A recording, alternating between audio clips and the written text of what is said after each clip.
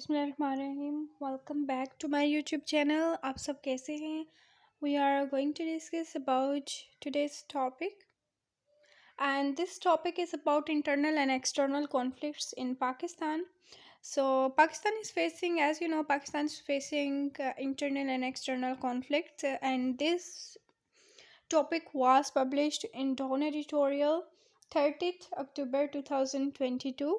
So it is current topic for all the aspirants, and this topic will be helpful in Pakistan affairs, current affairs, and it can also cover your English essay.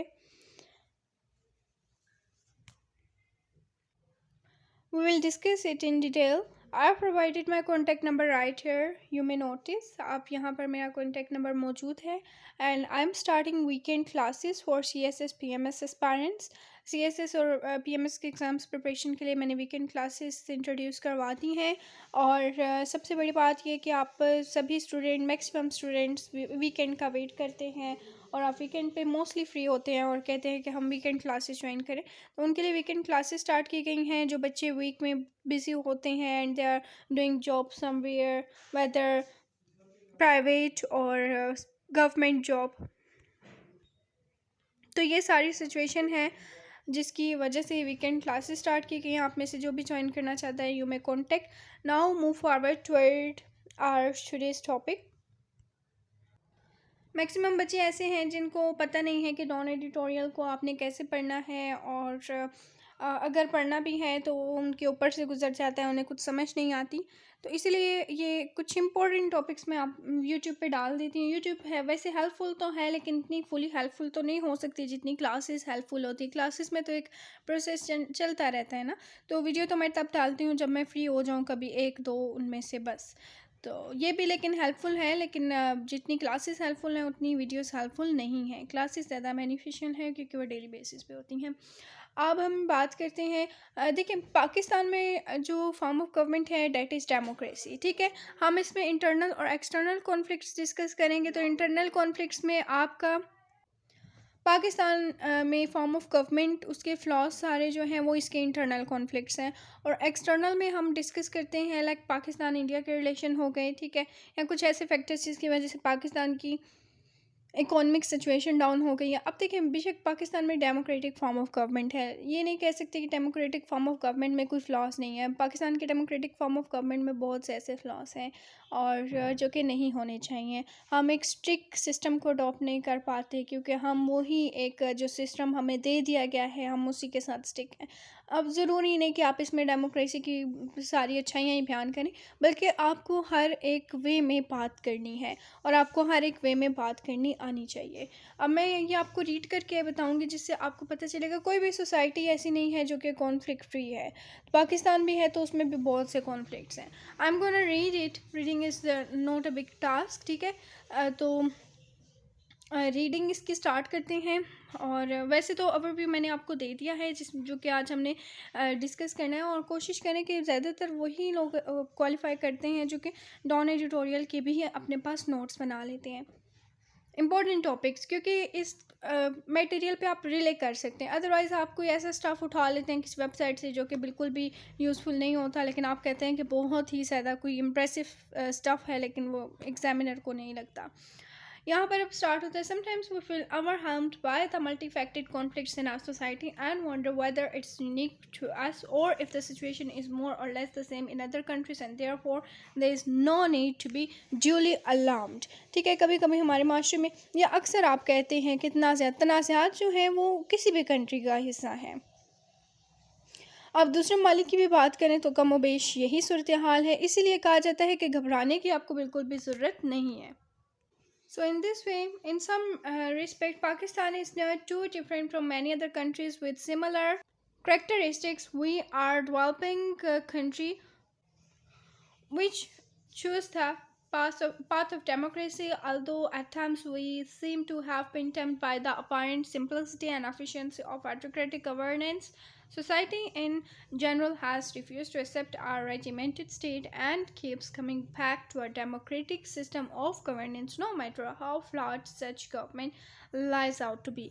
यानी आप यहाँ पर आपको ये कहा जाता है कि मुल्क में, ठीक है, हमारा तो जमहूरी है, ठीक है, हम एक तरक्की पजीर मुल्क है जिसने जमहूरियत का रास्ता चुना है। लेकिन बाज़ औक़ात ऐसा होता है ना कि हम अपने आप को या लाइक कहते हैं कि हम मुतल्लिकुल नान हुक्मरानी की ज़ाहिरी सादगी और कारकर्दगी का शिकार हो चुके हैं, लेकिन आम तौर पर माशरे ने एक मुनज़्ज़म रियासत को कबूल करने से इनकार कर दिया है और वो जमहूरी निज़ाम हुकूमत की तरफ वापस आता रहता है। लाइक हम चाहे जितना भी इधर उधर मूव कर लें, लेकिन उसके बावजूद हमने आना तो एक जमहूरी सिस्टम को अडॉप्ट करना है, और हुक्मरानी में कितनी ही खामियां क्यों ना हों। तो इसी तरह से अब काफ़ी सारी ऐसी गवर्नमेंट्स हैं। So we are multicultural multilingual state which opted for. आप देखें हमारे मुल्क में या हमारी स्टेट में बहुत सी दीगर ज़ुबानें बोली जाती हैं। मल्टी कल्चर है, सिर्फ एक कल्चर नहीं है। पंजाबी, सिंधी, बलोची, यानी ये कंसेप्ट तो वैसे नहीं होना चाहिए, लेकिन हम इसको अडॉप्ट करते हैं, ठीक है, और हम सब में फ़र्क भी रखते हैं कि फ़लाँ इंसान ये, फ़लाँ इंसान वो। So opted for federal system of governance with all its attendant challenges and complication compared to a unitary state। यानी रियासत के मुकाबले में अपने तमाम हाजिर चैलेंजों और पेचीदगियों के साथ हुकूमत के वफाकी निज़ाम का इंतखाब किया है हमने, और हम फेडरल सिस्टम को अडॉप्ट करते हैं, वफाकी निज़ाम को। Although we did experiment with a unique kind of presidential system. अब देखिए हमारे मुल्क में क्या है, सदारती निज़ाम हुकूमत की अगर हम बात करें, हमारे मुल्क में जो है वो प्रेसिडेंशियल सिस्टम भी है, पार्लियामेंट्री सिस्टम भी है, ठीक है।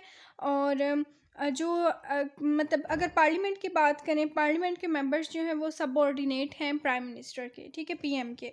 और अगर हम बात करें कि जो प्राइम मिनिस्टर है, तो प्राइम मिनिस्टर सबऑर्डिनेट है सदर के, ठीक है, प्रेसिडेंट के। तो मतलब एक चेक एंड बैलेंस भी रखा गया, लेकिन उसके बावजूद यहाँ पर आपको एक पास्ट का ना एक स्केच दिया गया है, ये बहुत इंपॉर्टेंट है। We did experiment with the unique.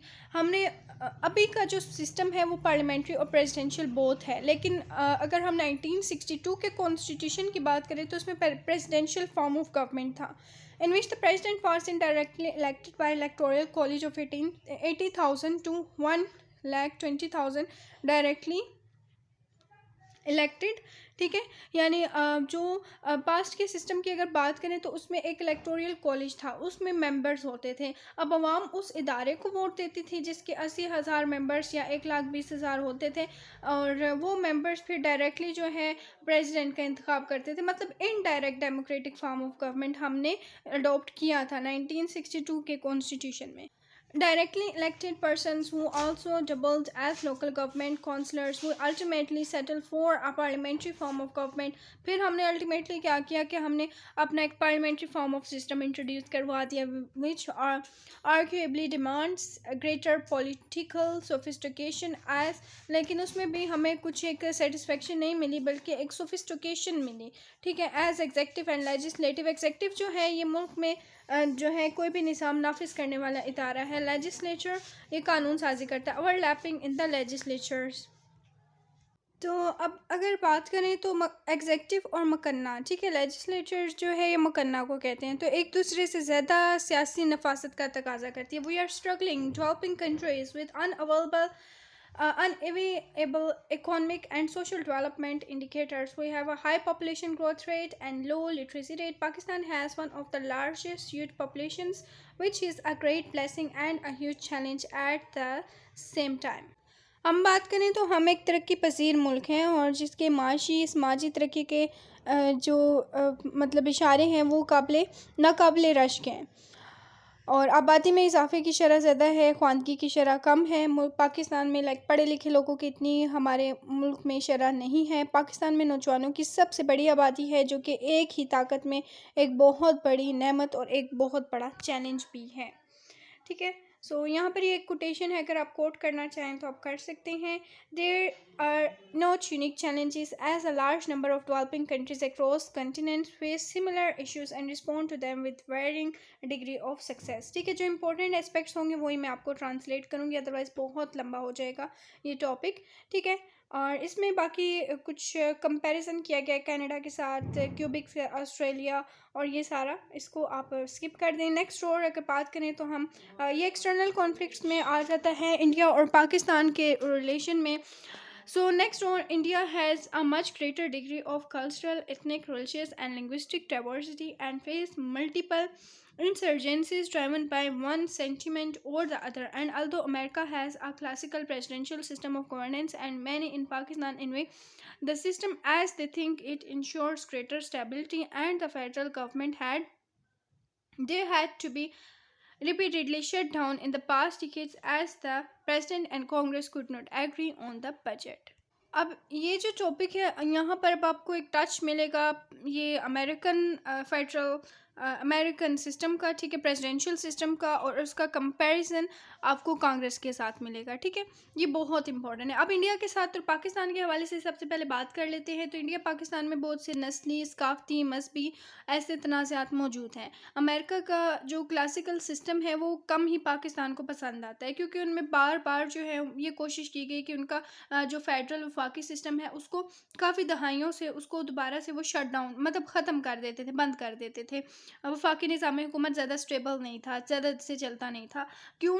इसकी वजह क्या थी? उसकी वजह ये थी क्योंकि प्रेसिडेंट और जो कांग्रेस है वो दोनों किसी भी बजट पर आपस में एक राय देते हुए नज़र नहीं आते थे। जब कांग्रेस और प्रेसिडेंट की आपस में एक राय नहीं है तो उससे बहुत ज़्यादा कॉन्फ्लिक्ट हो जाते हैं। This countries were not always able to find non violent ways to address these conflicts, and the declaration of the result of US presidential election in 2020 was accompanied by unprecedented violence and an assault on the capital.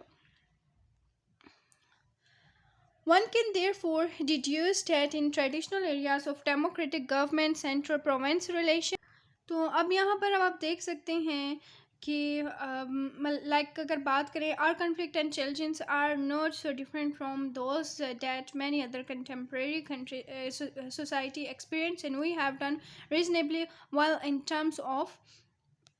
एक second रुकिएगा, असल में page जो है थोड़ी देर बाद again से reload हो जाता है, कोई प्रॉब्लम नहीं है, अगेन डिस्कस करते हैं, ठीक है।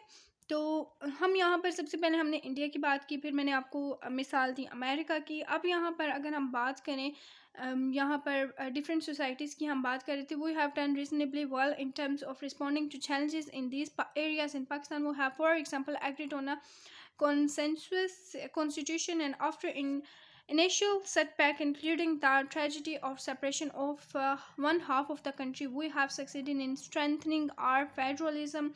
The 18th constitutional amendment and the 17th National Finance Commission Award, our Council of Common Interest, is also gradually evolving into an effective institution, and we were able to agree on the Indus Water.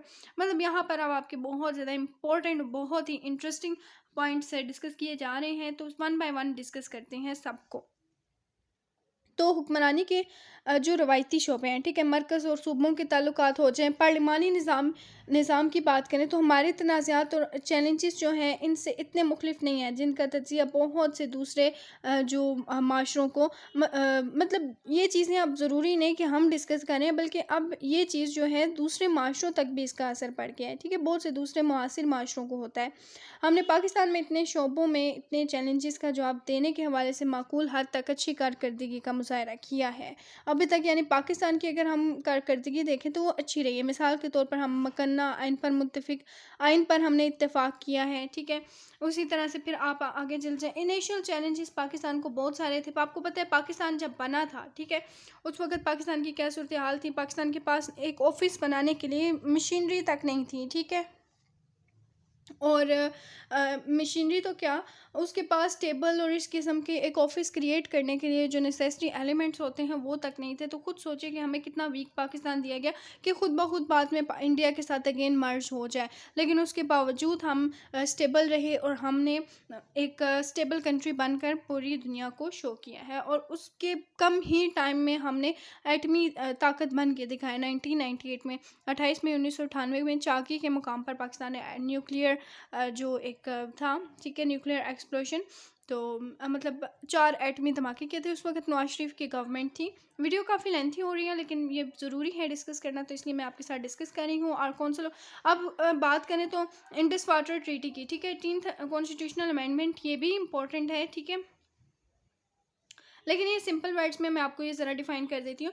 Indus water appointment accord among the provinces which India could not do for a long time with regard to its previous river basin. We have also evolved a parliamentary form of governance which has some features of the presidential as we अब देखिए पाकिस्तान ने क्या किया कि India ने जिस तरह से पाकिस्तान के साथ अपने मुज़ाकरात करने की कोशिश की, कुछ जो ऐसे दरिया जो ज़्यादा पानी सैराब करते थे वो इंडिया के हिस्से में चले गए, जो कम पानी सैराब करते थे वो पाकिस्तान के हिस्से में आए, और जब दिल किया उनका पानी का बहाव खोल दिया, पाकिस्तान में सैलाब आ गया, जब दिल किया पानी का बहाव घटा दिया, पाकिस्तान में खुश्क साली होगी। तो ये इस किस्म के वाक़यात से हमारी जो 1950, 1960, 1970 का जो टाइम पीरियड है, ये हमने ऐसे कॉन्फ्लिक्ट्स इंडिया की तरफ से, ये साजिशें, इंडिया तो वैसे भी एक साजिशी मुल्क माना जाता है, तो ये हमें फेस करने पड़े। हमने अपने मुल्क को स्टेबल बनाना था, उसके लिए हमने पार्लियामेंट्री और प्रेसिडेंशियल दोनों फॉर्म ऑफ गवर्नमेंट को अडॉप्ट करने की कोशिश की। इसी तरह हम फर्दर अगर बात करें तो ही और she can also direct a ministry without necessary going to the concern ministry. मैं आपको एक और चीज़ भी इम्पोर्टेंट बता दूं कि पाकिस्तान को जो दरिया दिए गए वो मैं आपको बता देती हूँ। इंडस, झेलम और चिनाब, ये पाकिस्तान के हिस्से में रिवर्स आए थे। वेस्टर्न रिवर्स आप इन्हें कह सकते हैं, और ईस्टर्न रिवर्स जो रावी, ब्यास और सतलज थे, ये इंडिया के हिस्से में चले गए थे।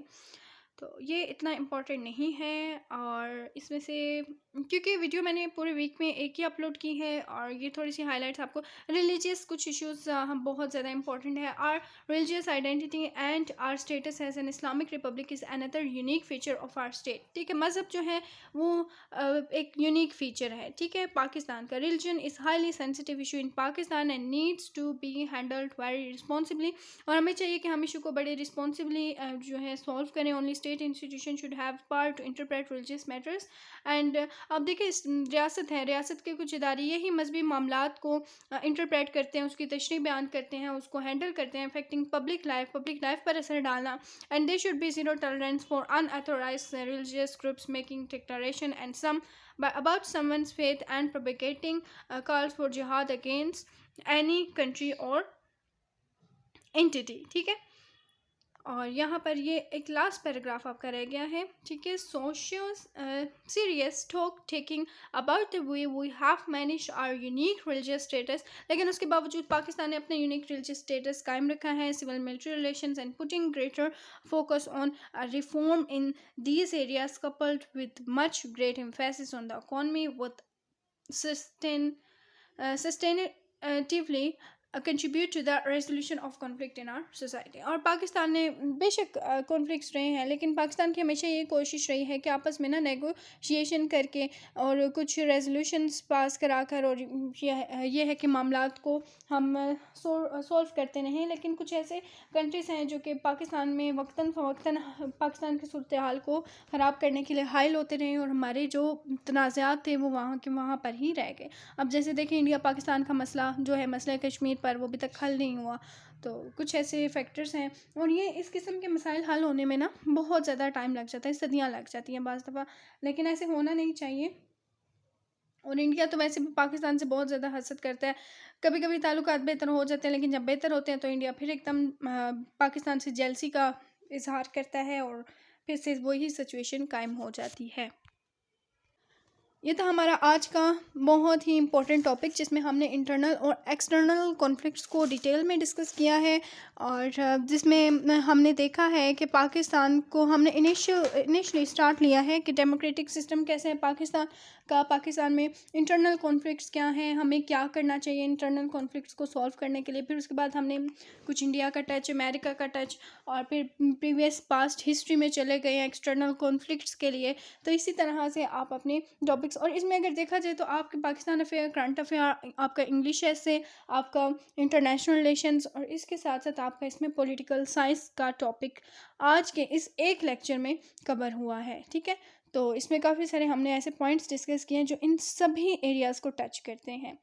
तो मैं कोशिश करती रहूँगी जैसे-जैसे मुझे क्लासेस से टाइम मिले मैं आप लोगों के लिए वीडियो डालूँ, लेकिन इतना टाइम नहीं होता कि मैं रेगुलर वीडियोस डाल सकूँ। लेकिन उसके बावजूद फिर भी मैं इन्फॉर्मेटिव चीज़ें आप तक पहुँचाती रहूँगी और मैंने कॉन्टैक्ट नंबर आपको प्रोवाइड कर दिया है, यू मे कॉन्टैक्ट मी। अपनी राय का इज़हार ज़रूर करें, ज़रूर वीडियो दूसरों से भी शेयर करें ताकि उनको भी ज़्यादा से ज़्यादा नॉलेज मिले। एग्ज़ाम्स बहुत ज़्यादा नज़दीक हैं, हार्ड वर्क की बहुत ज़्यादा ज़रूरत है। ये नहीं कि आप अपने स्ट्रेस लेना है, बिल्कुल रिलैक्स होके जब आपका मूड ना हो स्टडी का, बिल्कुल स्टडी नहीं करनी चाहिए, बिल्कुल रिलैक्स होके स्टडी करें।